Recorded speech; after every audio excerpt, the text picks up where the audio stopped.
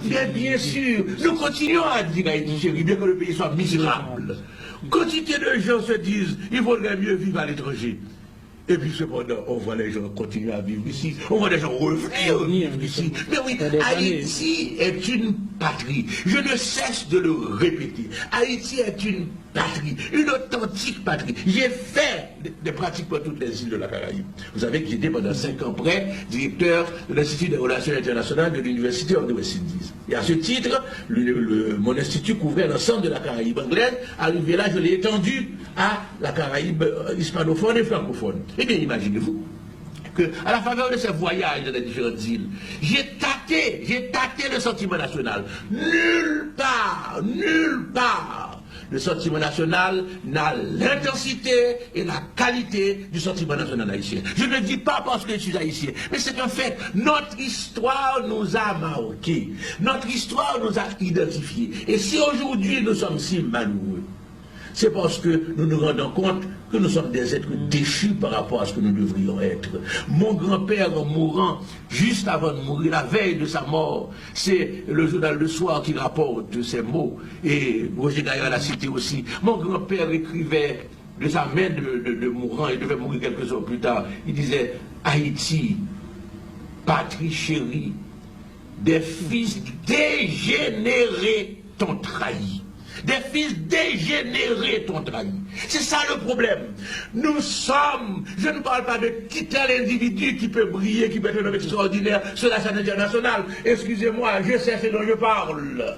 Mais c'est pas de ça qui est important. C'est collectivement où est-ce qu'on en est. Et nous sommes des dégénérés dans la situation présente, dans les conditions présentes. C'est la raison pour laquelle il faut changer la situation présente, il faut changer les conditions présentes pour que nous permettions aux Haïtiens de révéler leurs valeurs.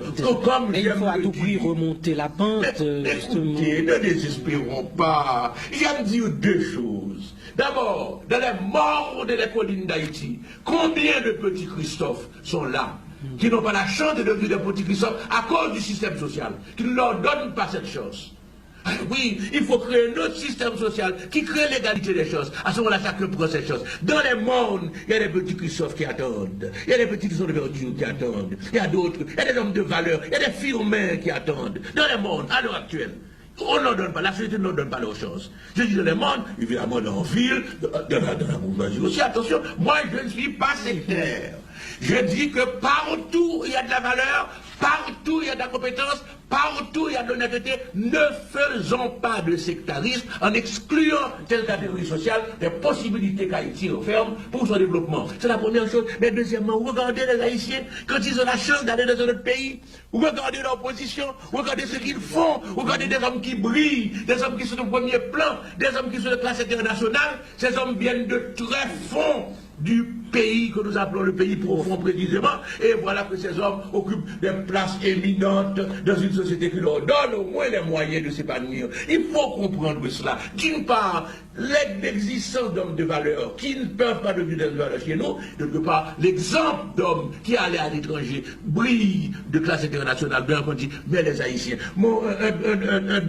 Un professeur de Sorbonne, François Chevalier, qui m'aime beaucoup, il vient de faire une nouvelle édition de son livre, il m'a cité sur 5 pages. Il m'a cité, c'est dire comment il m'aime. Et bien imaginez-vous que cet homme me disait, mais Haïti, mais pour moi, je ne connais pas Haïti, je ne connais pas beaucoup les Haïtiens, mais pour moi, c'est que je vais dans une organisation internationale, je trouve des Haïtiens, je vais dans les universités du monde, je trouve des Haïtiens, je dis, mais quel est ce phénomène de pays qu'on classe le dernier du continent, de pays qui a le niveau de vie le plus bas de l'Occident américain, de pays qui est 157e au point de vue d'indice de développement humain, le pays qui est le seul pays moins avancé du globe sur le continent américain, et cependant, quand je vais dans les universités du monde, je trouve des professeurs éminents haïtiens, quand je vais dans les universités internationales, je trouve de hauts fonctionnaires compétents et brillants haïtiens. Quel est ce paradoxe? Il y a un problème. Ça, c'est l'indépendance. Écoutez, c'est l'indépendance. C'est 1804. Ne crachons pas dessus. Ne crachons pas dessus. 1804 nous a permis d'être libres. 1804 nous a permis de nous autonomiser. 1804 nous a permis de développer ce que j'ai appelé, de mots restrictifs, mais de mots quand même beaux, des échantillons de qualité.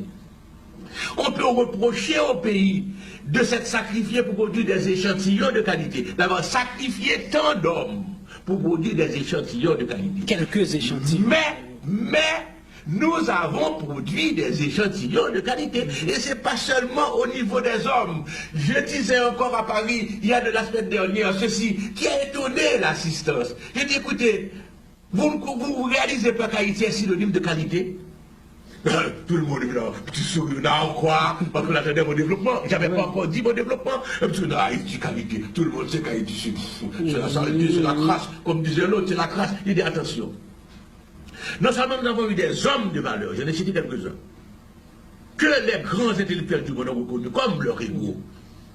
Mais le café d'Haïti était considéré comme le meilleur jusqu'au début de ce siècle. On l'enseignait à l'école coloniale française, le meilleur pour bonifier les autres cafés. On citait notamment le café de Saint-Marc ou le café des Matheux. Le rhum, je ne sais pas la publicité pour le rhum Barbaro. Je ne suis pas l'ami des propriétaires du rhum Barbaro. Mais je constate un fait. Le rhum Barbaro est considéré par les connaisseurs comme l'un des meilleurs rhums du monde, sinon le meilleur. Maintenant, l'artisanat haïtien, je n'ai pas encore comme budgétaire la Caraïbe. Eh bien, l'artisanat haïtien, pour indiquer la qualité de l'artisanat dans les pays de la Caraïbe, on met Made in Haïti, parce qu'on sait que c'est là que se trouve la qualité de l'artisanat. La peinture haïtienne, mondialement connue, classée parmi l'un des phénomènes de la peinture contemporaine. Comprenez bien, nous avons quand même la citadelle de Christophe, que nous appelons une des merveilles du monde. C'est une des grosses affaires monuments classées patrimoine de l'humanité par l'UNESCO.